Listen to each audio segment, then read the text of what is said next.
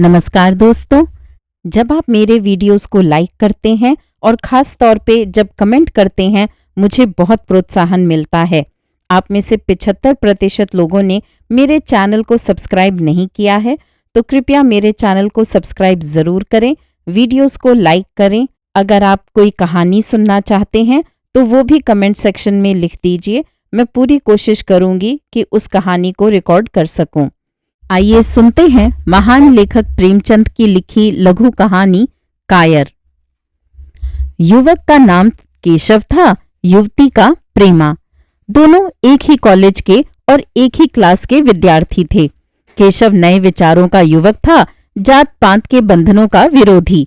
प्रेमा पुराने संस्कारों की कायल थी, पुरानी मर्यादाओं और प्रथाओं में पूरा विश्वास रखने वाली, लेकिन फिर भी दोनों में गाढ़ा प्रेम हो गया था और ये बात सारे कॉलेज में मशहूर थी।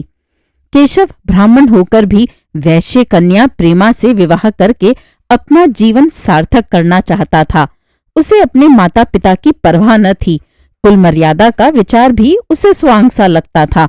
उसके लिए सत्य कोई वस्तु थी तो प्रेम थी, किंतु प्रेमा के लिए माता पिता और कुल परिवार के आदेश के विरुद्ध एक कदम बढ़ाना भी असंभव था।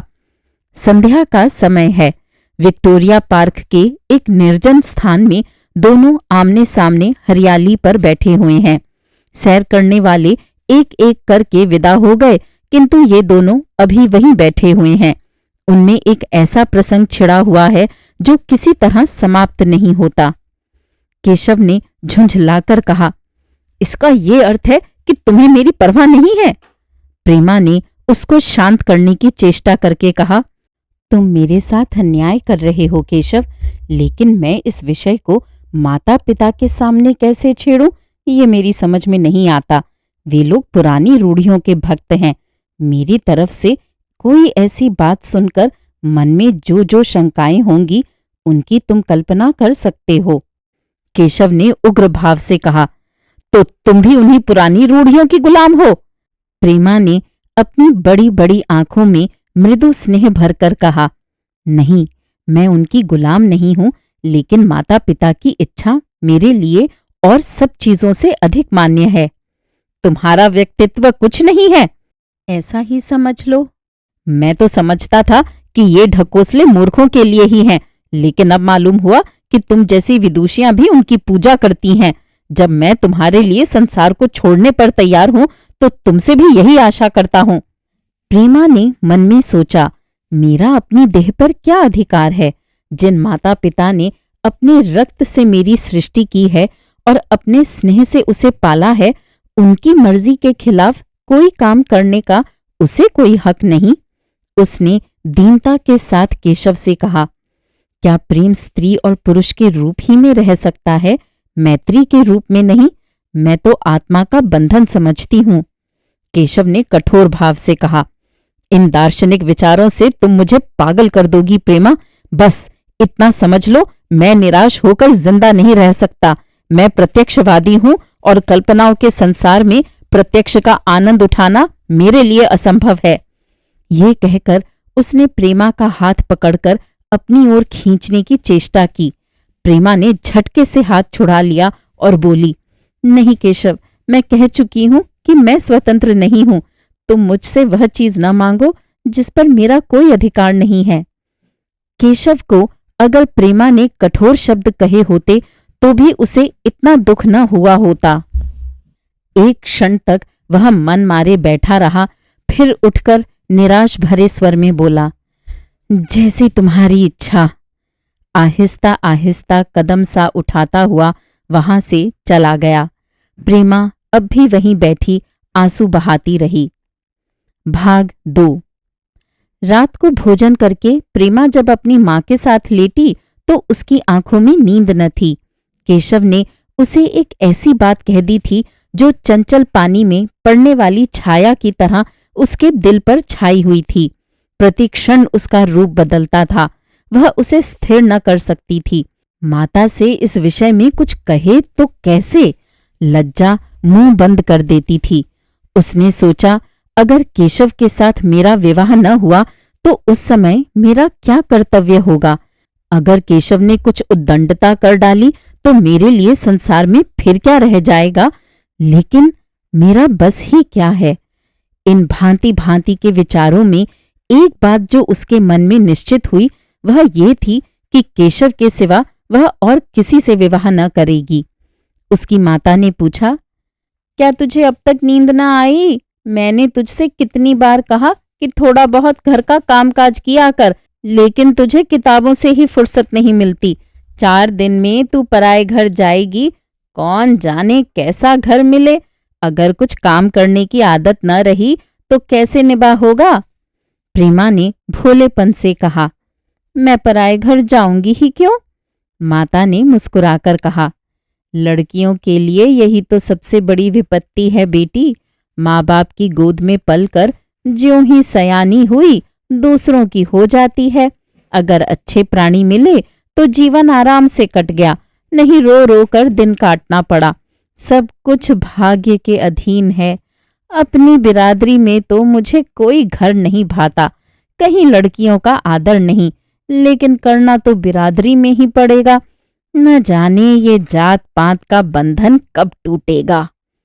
प्रेमा डरते डरते बोली, कहीं कहीं तो बिरादरी के बाहर भी विवाह होने लगे हैं। उसने कहने को कह दिया, लेकिन उसका हृदय कांप रहा था कि माताजी कुछ भांप न जाएं। माता ने विस्मय से पूछा, क्या हिंदुओं में ऐसा हुआ है? फिर उसने आप ही आप उस प्रश्न का जवाब भी दिया, और 2-4 जगह ऐसा हो भी गया तो उससे क्या होता है। प्रेमा ने इसका कुछ जवाब न दिया। भय हुआ कि माता कहीं उसका आशय समझ न जाए। उसका भविष्य एक अंधेरी खाई की तरह उसके सामने मुंह खोले खड़ा था, मानो उसे निगल जाएगा। उसे न जाने कब नींद आ गई। भाग 3। प्रातःकाल प्रेमा सोकर उठी तो उसके मन में एक विचित्र साहस का उदय हो गया था। सभी महत्वपूर्ण फैसले हम आकस्मिक रूप से लिया करते हैं, मानो कोई दैवी शक्ति हमें उनकी ओर खींच ले जाती है। वही हालत प्रेमा की थी। कल तक वह माता पिता के निर्णय को मान्य समझती थी, पर संकट को सामने देखकर उसमें उस वायु की हिम्मत पैदा हो गई थी जिसके सामने कोई पर्वत आ गया हो। वही मंद वायु प्रबल वेग से पर्वत के मस्तक पर चढ़ जाती है और उसे कुचलती हुई दूसरी तरफ जा पहुंचती है। प्रेमा मन में सोच रही थी, मानो ये देह माता पिता की है, किंतु आत्मा तो मेरी है। मेरी आत्मा को जो कुछ भुगतना पड़ेगा वह इसी देह से तो भुगतना पड़ेगा। अब वह इस विषय में संकोच करना अनुचित ही नहीं, घातक समझ रही थी। अपने जीवन को क्यों एक झूठे सम्मान पर बलिदान करे? उसने सोचा, विवाह का आधार अगर प्रेम न हो तो वह देह का विक्रय है। आत्मसमर्पण तो बिना प्रेम के भी हो सकता है। इस कल्पना ही से कि न जाने किस अपरिचित युवक से उसका विवाह हो जाएगा, उसका हृदय विद्रोह कर उठा। वह अभी नाश्ता करके कुछ पढ़ने जा रही थी कि उसके पिता ने प्यार से पुकारा, मैं कल तुम्हारे प्रिंसिपल के पास गया था, वे तुम्हारी बड़ी तारीफ कर रहे थे। प्रेमा ने सरल भाव से कहा, आप तो यूं ही कहा करते हैं। नहीं, सच। ये कहते हुए उन्होंने अपनी मेज की दराज खोली और मखमली चौखटों में जड़ी हुई एक तस्वीर निकालकर उसे दिखाते हुए बोले, ये लड़का ICS के इम्तिहान में प्रथम आया है, इसका नाम तो तुमने सुना होगा। बूढ़े पिता ने ऐसी भूमिका बांध दी थी कि मां उनका आशय न समझ सकी, लेकिन प्रेमा भांप गई। उसका मन तीर की भांति लक्ष्य पर जा पहुंचा। उसने बिना तस्वीर की ओर देखे ही कहा, नहीं, मैंने तो उसका नाम नहीं सुना। पिता ने बनावटी आश्चर्य से कहा, क्या तुमने उसका नाम ही नहीं सुना? आज के दैनिक पत्र में उसका चित्र और जीवन वृत्तांत छपा है। प्रेमा ने रुखाई से जवाब दिया, होगा, मगर मैं तो उस परीक्षा का कोई महत्व नहीं समझती। मैं तो समझती हूँ जो लोग इस परीक्षा में बैठते हैं वे पल्ले सिरे के स्वार्थी होते हैं। आखिर उनका उद्देश्य इसके सिवा और क्या होता है कि अपने गरीब निर्धन दलित भाइयों पर शासन करें और खूब धन संचय करें। ये तो जीवन का कोई ऊंचा उद्देश्य नहीं है। इस आपत्ति में जलन थी, अन्याय था, निर्दयता थी। पिताजी ने समझा था प्रेमा ये बखान सुनकर लट्टू हो जाएगी। ये जवाब सुनकर तीखे स्वर में बोले, तू तो ऐसी बातें कर रही है जैसे तेरे लिए धन और अधिकार का कोई मूल्य ही नहीं। प्रेमा ने ढिठाई से कहा, हाँ, मैं तो इसका मूल्य नहीं समझती। मैं तो आदमी में त्याग देखती हूँ। मैं ऐसे युवकों को जानती हूँ जिन्हें ये पद जबरदस्ती भी दिया जाए तो स्वीकार न करेंगे। पिता ने उपहास के ढंग से कहा, ये तो आज मैंने नई बात सुनी। मैं तो देखता हूँ कि छोटी छोटी नौकरियों के लिए लोग मारे मारे फिरते हैं। मैं जरा उस लड़के की सूरत देखना चाहता हूँ जिसमें इतना त्याग हो। मैं तो उसकी पूजा करूंगा। शायद किसी दूसरे अवसर पर यह शब्द सुनकर प्रेमा लज्जा से सिर झुका लेती, पर इस समय उसकी दशा उस सिपाही की सी थी जिसके नीचे गहरी खाई हो। आगे बढ़ने के सिवा उसके लिए और कोई मार्ग न था। अपने आवेश को संयम से दबाती हुई, आंखों में विद्रोह भरे, वह अपने कमरे में गई और केशव के कई चित्रों में से वह एक चित्र चुनकर लाई जो उसकी निगाह में सबसे खराब था और पिता के सामने रख दिया। बूढ़े पिता ने चित्र को उपेक्षा के भाव से देखना चाहा, लेकिन पहली दृष्टि ही में उसने उन्हें आकर्षित कर लिया। मुख पर प्रतिभा का तेज न था, पर विचारशीलता का कुछ ऐसा प्रतिबिंब था जो उसके मन में विश्वास पैदा करता था। उन्होंने उस चित्र की ओर देखते हुए पूछा, ये किसका चित्र है? प्रेमा ने संकोच से सिर झुकाकर कहा, ये मेरी ही क्लास में पढ़ते हैं। अपनी ही बिरादरी का है? प्रेमा की मुख मुद्रा धूमिल हो गई। इसी प्रश्न के उत्तर पर उसकी किस्मत का फैसला हो जाएगा। उसके मन में पछतावा हुआ कि व्यर्थ में इस चित्र को यहां लाई। उसमें एक क्षण के लिए जो दृढ़ता आई थी, वह इस पैने प्रश्न के सामने कातर हो उठी। दबी हुई आवाज में बोली, जी नहीं, वह ब्राह्मण है।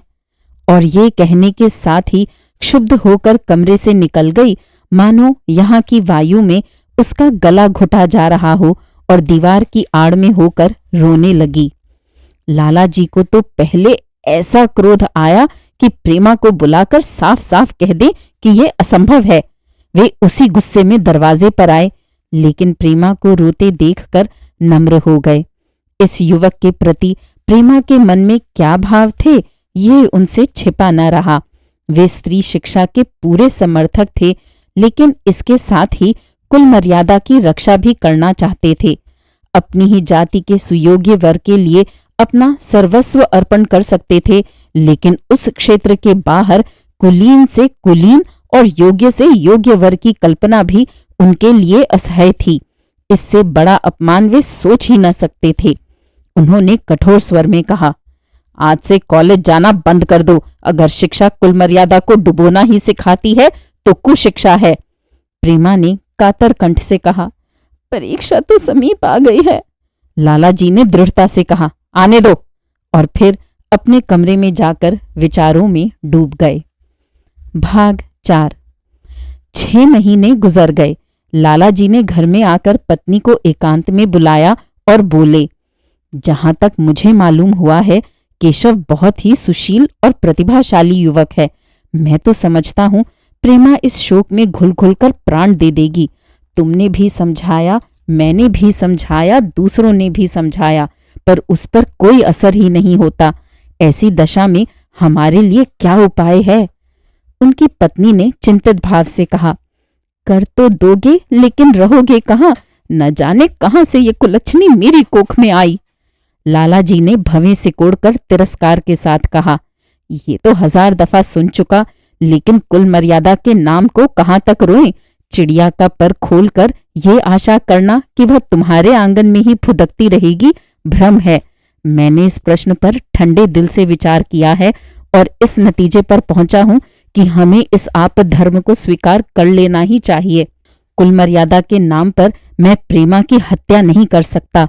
दुनिया हंसती हो हंसे, मगर वह जमाना बहुत जल्द आने वाला है जब ये सभी बंधन टूट जाएंगे। आज भी सैकड़ों विवाह जात पात के बंधनों को तोड़कर हो चुके हैं। अगर विवाह का उद्देश्य स्त्री और पुरुष का सुखमय जीवन है, तो हम प्रेमा की उपेक्षा नहीं कर सकते हैं।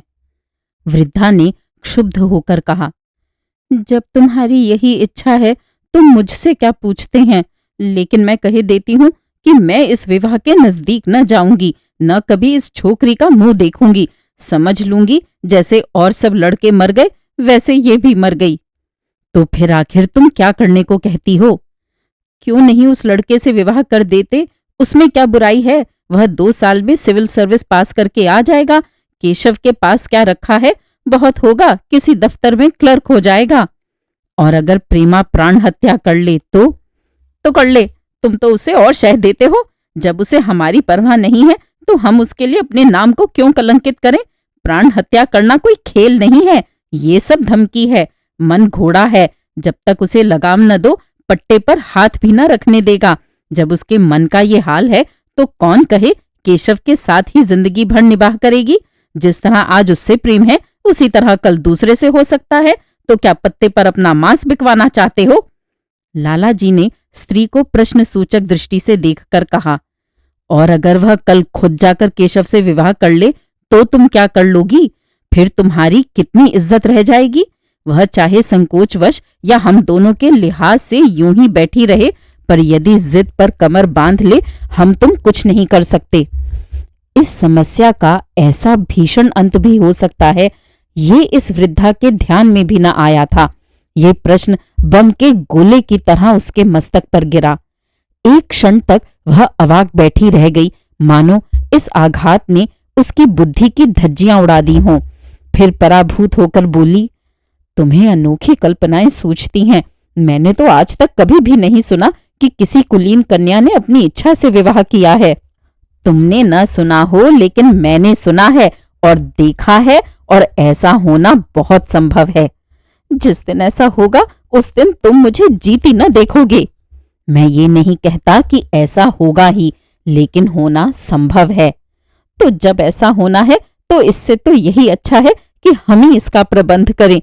अब नाक ही कट रही है तो तेज छुरी से क्यों ना कटे। कल केशव को बुलाकर देखो क्या कहता है। भाग 5। केशव के पिता सरकारी पेंशनर थे, मिजाज के चिड़चिड़े और कृपण। धर्म के आडंबरों में ही उनके चित्त को शांति मिलती थी। कल्पना शक्ति का अभाव था, किसी के मनोभावों का सम्मान न कर सकते थे। वे अब भी उस संसार में रहते थे जिसमें उन्होंने अपने बचपन और जवानी के दिन काटे थे।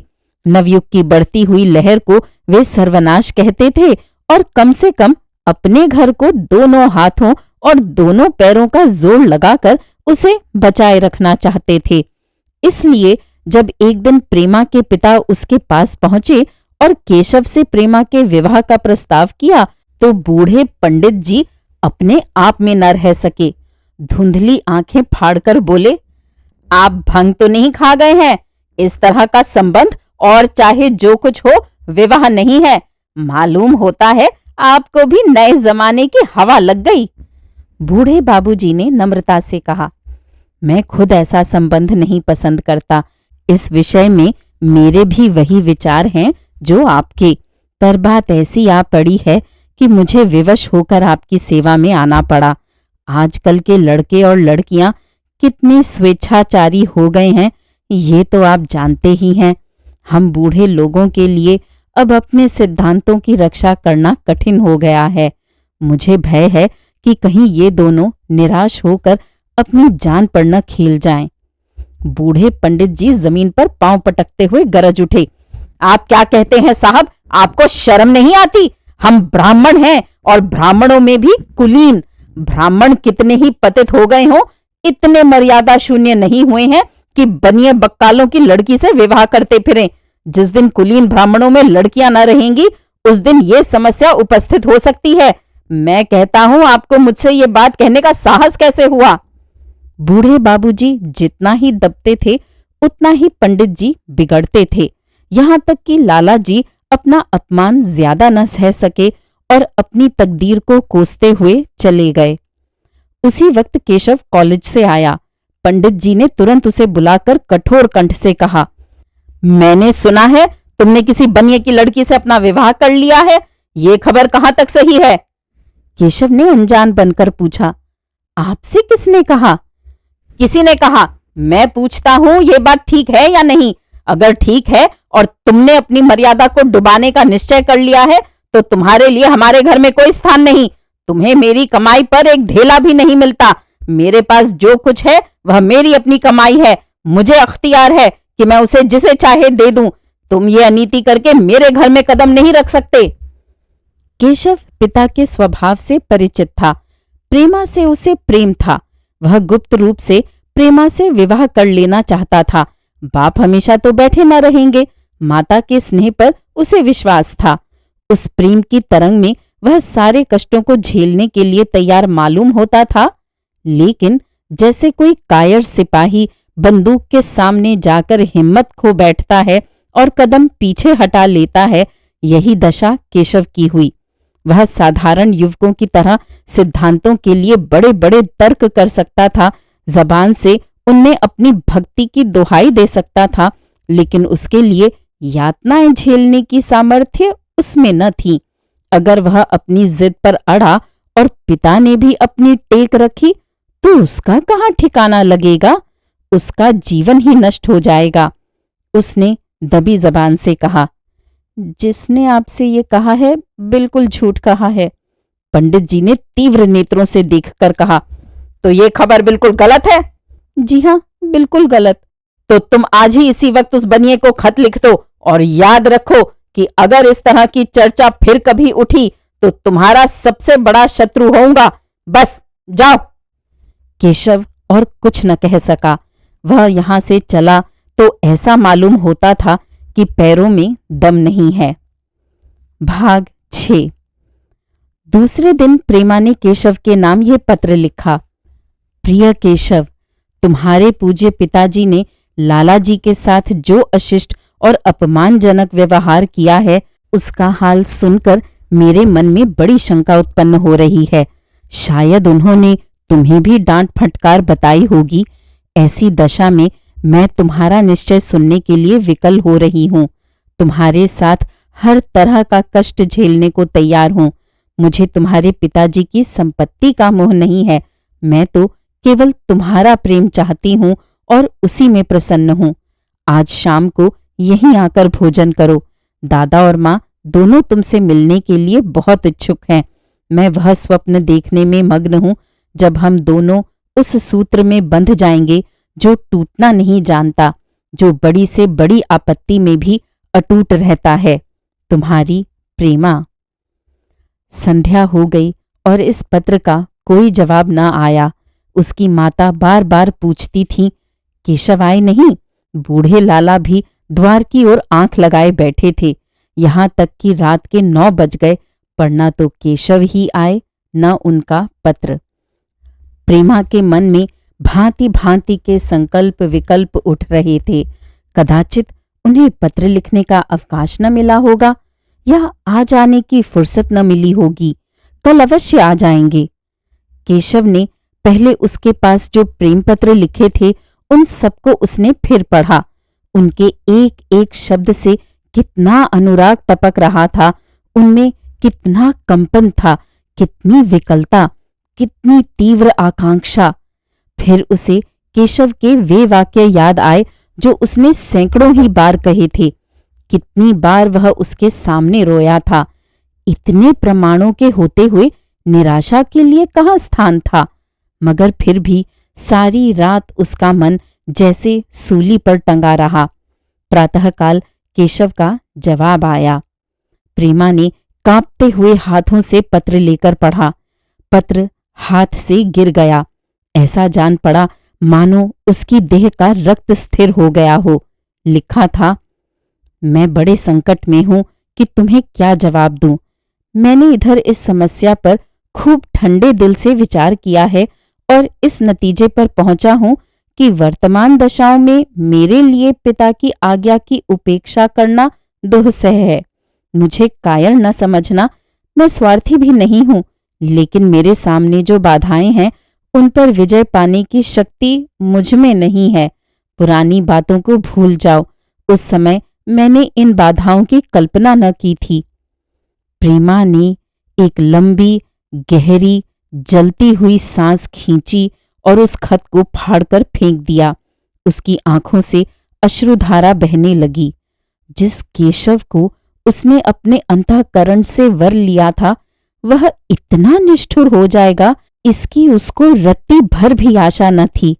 ऐसा मालूम पड़ा मानो अब तक वह कोई सुनहला स्वप्न देख रही थी, पर आंख खुलने पर वह सब कुछ अदृश्य हो गया। जीवन में जब आशा ही लुप्त हो गई तो अब अंधकार के सिवा और क्या रहा। अपने हृदय की सारी संपत्ति लगाकर उसने एक नाव लदवाई थी, वह नाव जलमग्न हो गई। अब दूसरी नाव कौन कहां से लदवाए? अगर वह नाव टूटी है तो उसके साथ वह भी डूब जाएगी। माता ने पूछा, क्या केशव का पत्र है? प्रेमा ने भूमि की ओर ताकते हुए कहा, हाँ, उनकी तबीयत अच्छी नहीं है। इसके सिवा वह और क्या कहे। केशव की निष्ठुरता और बेवफाई का समाचार कहकर लज्जित होने का साहस उसमें न था। दिन भर वह घर के काम धंधों में लगी रही, मानो उसे कोई चिंता ही नहीं है। रात को उसने सबको भोजन कराया, खुद भी भोजन किया और बड़ी देर तक हारमोनियम पर गाती रही। मगर सबेरा हुआ तो उसके कमरे में उसकी लाश पड़ी हुई थी। प्रभात की सुनहरी किरणें उसके पीले मुख को जीवन की आभा प्रदान कर रही थीं। श्रोताओं, अभी आप सुन रहे थे महान लेखक प्रेमचंद की लिखी लघु कहानी कायर। उम्मीद है ये कहानियां आपको पसंद आ रही होंगी। मेरे चैनल पर आने के लिए और इन कहानियों को सुनने के लिए धन्यवाद।